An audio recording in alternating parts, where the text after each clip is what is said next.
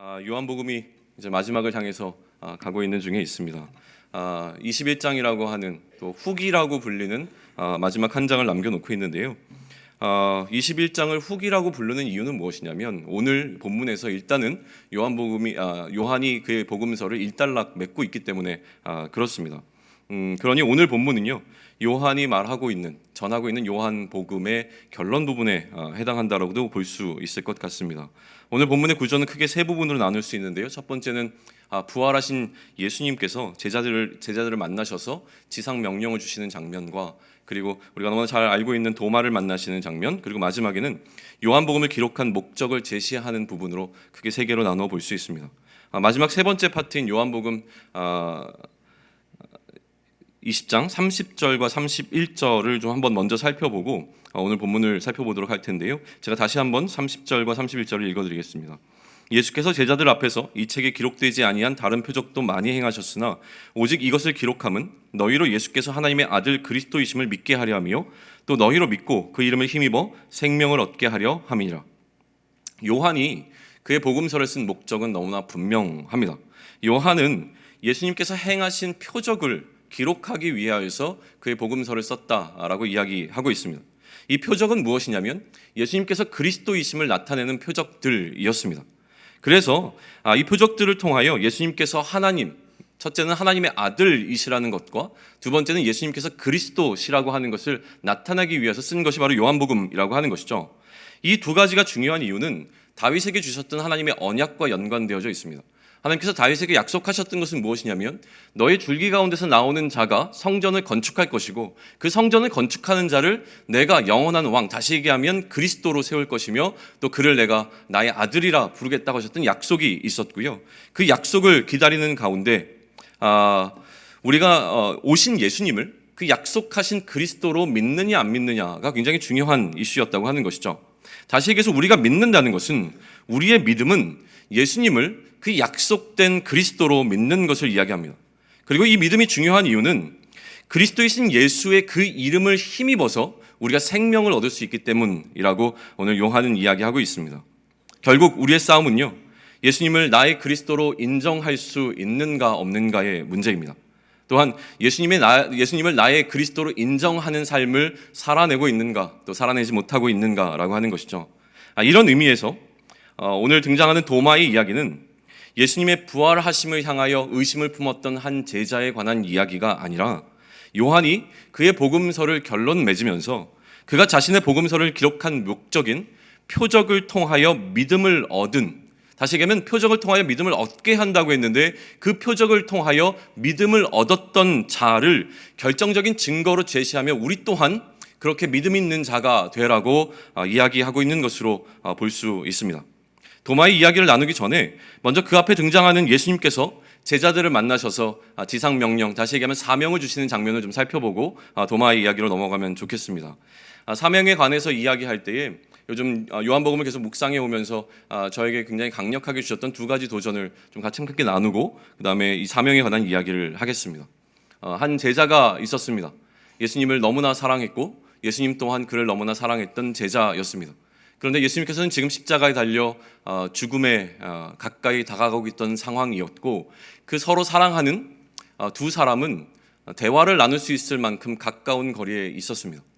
그럼에도 불구하고 예수님을 너무나 사랑했던 제자는 예수님께서 죽어가고 있는 그 당시에 아무것도 할 수 없는 무기력함 가운데 있었습니다.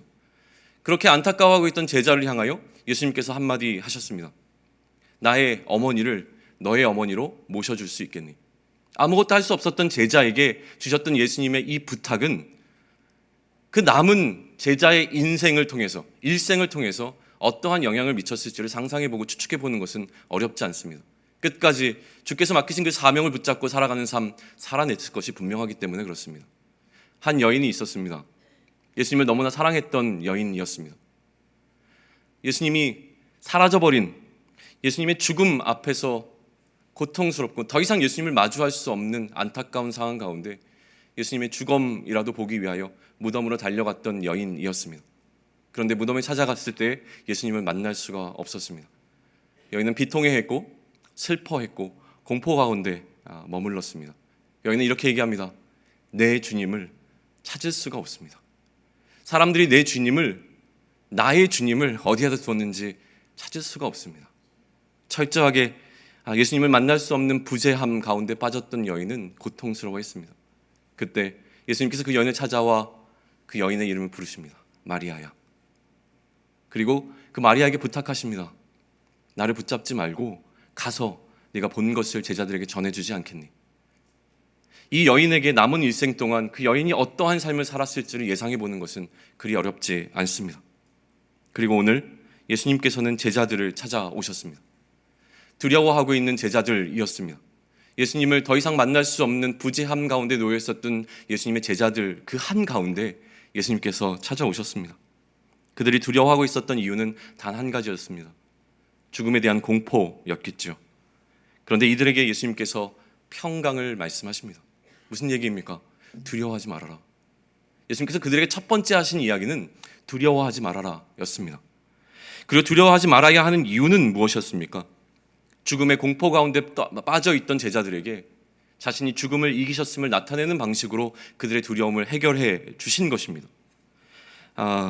자신이 죽음을 이길 수 있는 분이라고 하는 것을 부활의 증거를 보여주시는 방식으로 예수님께서는 그 제자들에게 설득해 나가셨습니다. 부활의 증거는 자신의 죽음의 증거와 연관되어 있었습니다. 그러니 예수님께서 보여주신 것은 그의 손에 또 그의 발에 그 옆구리에 있었던 죽음의 흔적들이었다고 하는 것이죠. 이것이 예수님이 보이신 또 다른 표적이었습니다. 표적은 그리스도를 나타내시는 것이라고 말씀드렸습니다. 이 표적은 사망 권세를 이기시는 그리스도가 바로 예수라고 하는 사실을 보여주는 표적이었습니다. 이 표적을 보았던 제자들은 두려움이 아니라 기뻐하게 되어집니다. 오늘 본문은 그것을 기록하고 있습니다. 그리고 다시 한번 예수님께서는 제자들을 향하여 말씀하십니다. 평강이 있을지어다. 두려워하지 말라고 얘기하신 이후에 예수님께서 제자들에게 하신 말씀은 그들을 파송하는 말씀과 연관되어져 있습니다.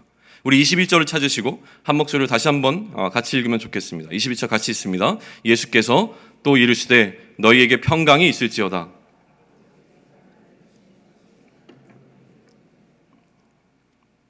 지상 명령이었습니다. 보냄에 관한 명령을 이야기하고 있죠. 이 보냄의 명령을 주시기 전에 예수님께서 필요하다고 하셨던 것은 무엇이냐면 바로 이 평강이라고 하는 것입니다. 이 예수님께서 보내시는 목적을 이루기 위하여서는 담대함이 필요한 것을 암시하고 있는 것이죠. 그리고 나서 예수님께서는 숨을 내쉬며 성령을 받으라고 말씀하십니다. 이 숨을 내쉬는 장면에 관해서 대부분의 학자들이 동의하는 것은 무엇이냐면 이것이 마치 하나님께서 인간을 창조하실 때에 숨을 불어넣으신 것과 마찬가지로 이해합니다. 다시 얘기하면 이것은 창조의 행위라고 하는 것이죠. 하나님께서 창조하셨던 것과 마찬가지로 이제 예수님께서 새 창조를 하고 계시는 장면으로 이해합니다. 그래서 성령을 새 창조의 영이라고도 부르는 것이죠. 성령께서 우리 마음 가운데 들어오시면 우리의 단단하고 강팍한 마음을 부드럽게 하시는 새로운 창조를 일으키십니다. 이것을 가리켜서 거듭남이라고 이야기하고요. 이 거듭남에 관한 이야기를 요한복음을 또 기록하고 있습니다. 그런데 가장 좀 어려운 것은 무엇이냐면 지금 이 장면을 놓고 많은 씨름이 있는 부분은 이후에 등장하게 되는 오순절 사건, 우리가 잘 알고 있는 성령이 임하시는 사도행전 2장의 사건과 이것을 어떻게 연관시킬 것인가 라고 하는 것인데요. 그 수많은 이야기를 다 나눌 수는 없지만 결론적으로 이야기한다면 저는 이것이 오순절 성령 사건을 상징하는 것으로 이해합니다. 다시 말해서요, 요한이 성령을 이해하는 방식은 두 가지였습니다. 하나는 새 창조의 영으로서 우리를 구원하시는 성령의 사역으로 성령을 이해하시는 것이 하나였고, 또 한 가지는 무엇이냐면 우리를 보호하시는 보혜사로서의 성령이었습니다. 보혜사로서의 성령은 예수님의 때와 연관되어 있습니다. 예수님이 하늘로 올라가시고 난 이후에 우리에게 주어지시는 그 성령님이 바로 보혜사라고 불리는 것이죠. 근데 조금 이제 우리가 명확하게 해야 될 부분은 무엇이냐면 성령님을 보혜사로 부르는 것은 가능하지만 보혜사가 성령님의 전부라고 이해하는 것은 좀 어렵습니다. 무슨 얘기냐면 보혜사로서의 성령님은 성령님이 하시는 역할 가운데 한 가지였다고 하는 것이죠. 다시 얘기하면 보혜사로 성령님께서 우리 가운데 거하시기 이전에 성령님은 성령님의 또 일하심을 창조부터 계속 해오고 계셨습니다. 그러니까 새 창조의 역사라고 하는 것은 계속 일어나고 있었던 사건으로 우리는 받아야 하는 것이죠. 그런데 우리가 살아가는 시점은 예수님께서 아직 승천하시기 전에 우리가 머물러 있는 것이 아니라 이미 예수님이 승천하시고 난 이후를 살아가는 우리들입니다. 그러니 이 새 창조의 영으로서의 성령의 사역과 또 우리를 보호하시는 보혜사로서의 성령의 사역이 하나로 일치돼서 나타나는 것이 일반입니다.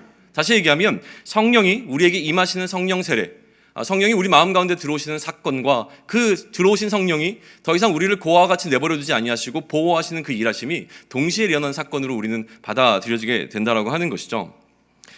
이 장면을 저는 위임식이라고 부르고 싶습니다.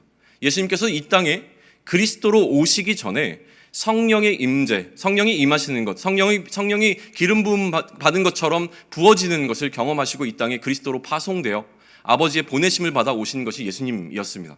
마찬가지로 지금 예수님께서는 그가 그렇게 하셨던 것과 마찬가지로 우리를 이제 성령을 부어주심으로 말미암아 세상 가운데로 파송하고 계시는 장면으로 이해할 수 있다고 하는 것이죠.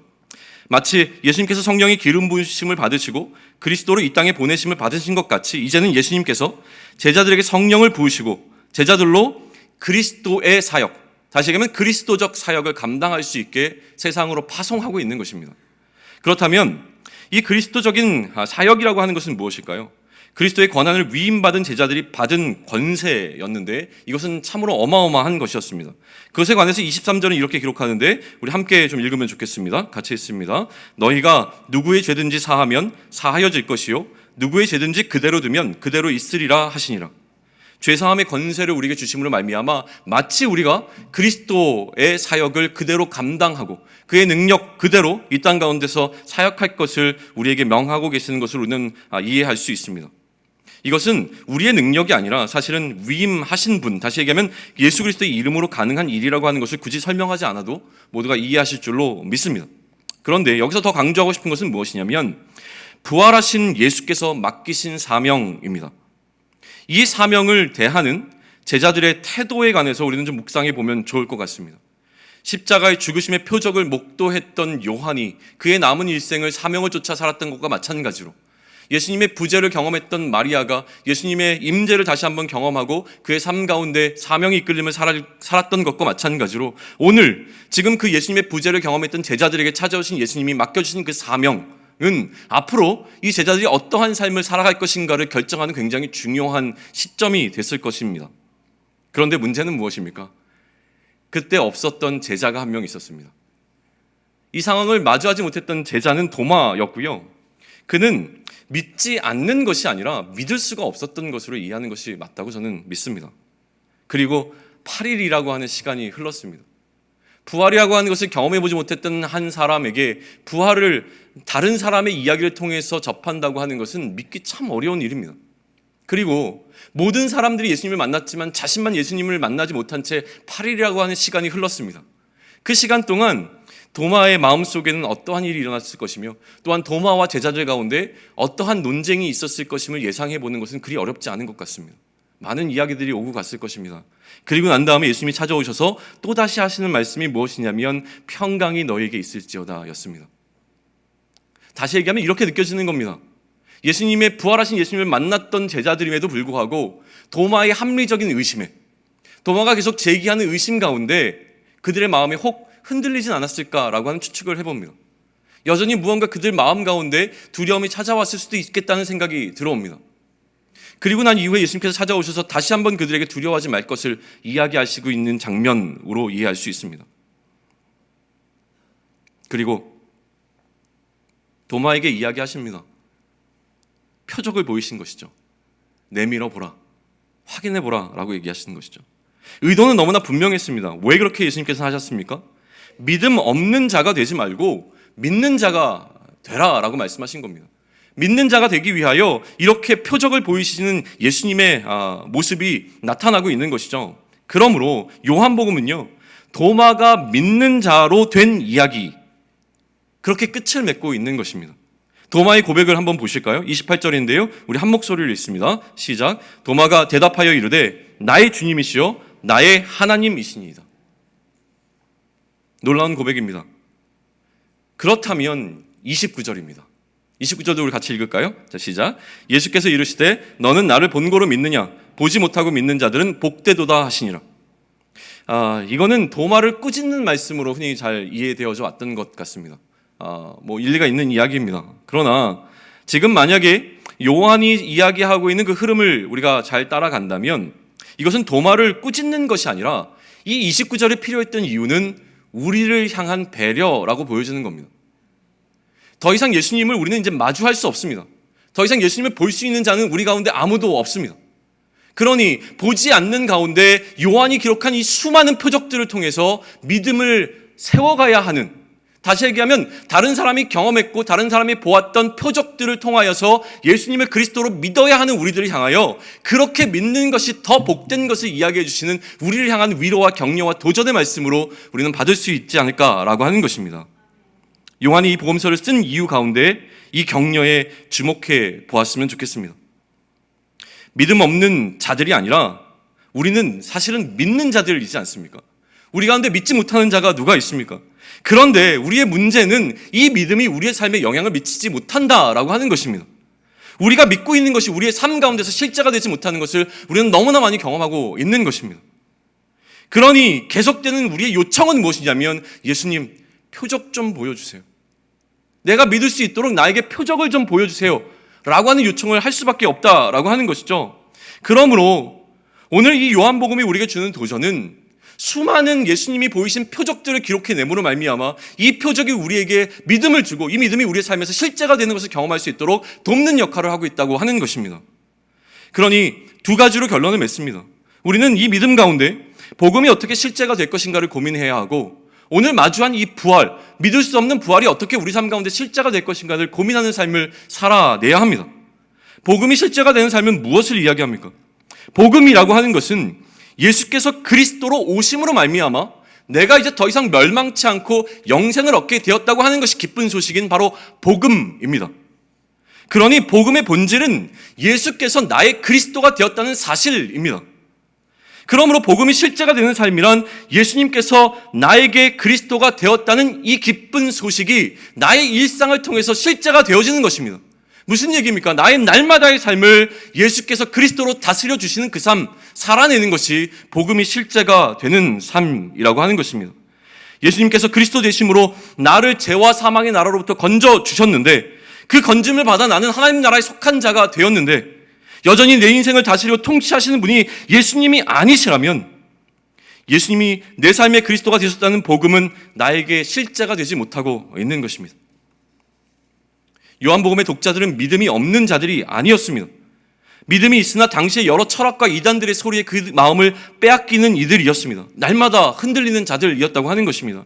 그러니 예수를 그리스도로 믿는다고 말하지만 그 삶에서 예수가 실제로 그리스도가 되지 못하는 자들을 향하여 예수님께서 어떻게 그리스도가 되시는지 수많은 표적들을 다시 기록하며 이렇게 그리스도로 일하시는 예수님이 나의 삶에서도 그리스도가 되신다면 나의 육신의 문제와 나의 영혼의 문제와 심지어 죽음의 문제까지 해결될 수 있음을 선명하고 분명하게 나타내주는 복음서가 바로 요한복음이라고 하는 것입니다.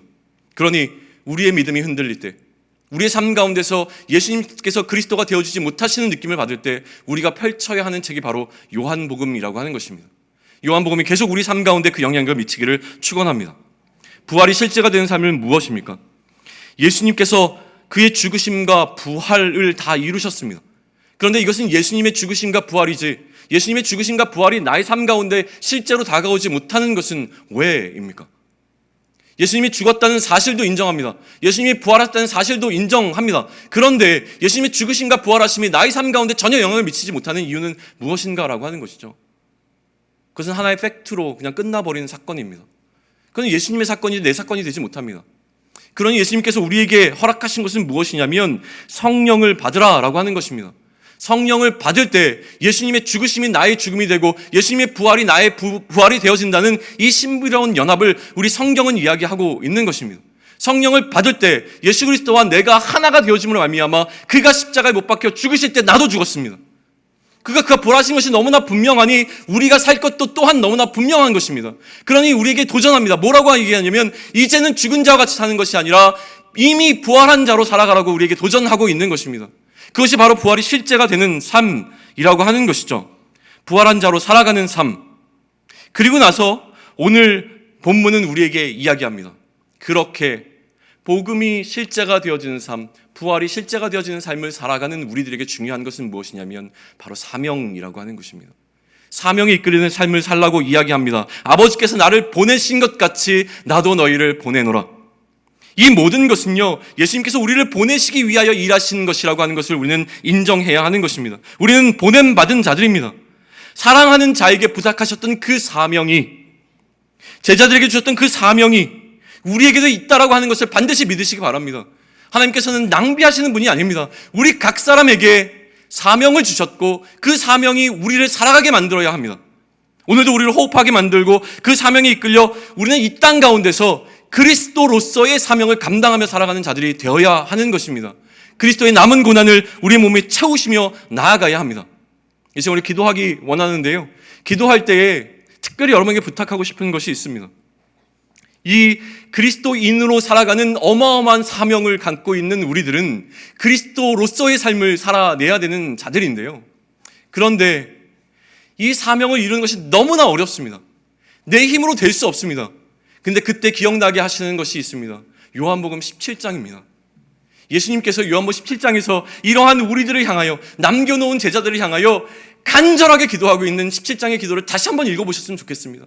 아버지를 향하여 아버지여 이들을 도와주시옵소서, 이들을 보존해 주시옵소서, 간절하게 기도하시는 기도의 그 제목들이 이후에 예수님의 삶을 통하여서 실제가 되고 있는 것을 요한복음은 보여줍니다. 그러니 지금 오늘 우리를 살아가게 되는 우리의 삶 가운데서 우리가 지금 이렇게 살아갈 수 있는 이유는 무엇이냐면 예수님의 기도의 응답으로 살아가고 있는 우리라고 하는 것을 확신하시기 바랍니다. 우리가 할 수 없습니다. 그리스도께서 하십니다. 그러니 이 시간 우리가 기도할 때에 예수 그리스도 그 이름에 힘입어 기도할 수 있는 시간이 되기를 원합니다.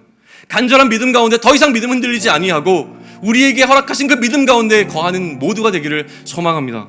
우리 시간 찬양할 때에 성령이 오셨네, 이 찬양 같이 부르도록 하겠습니다.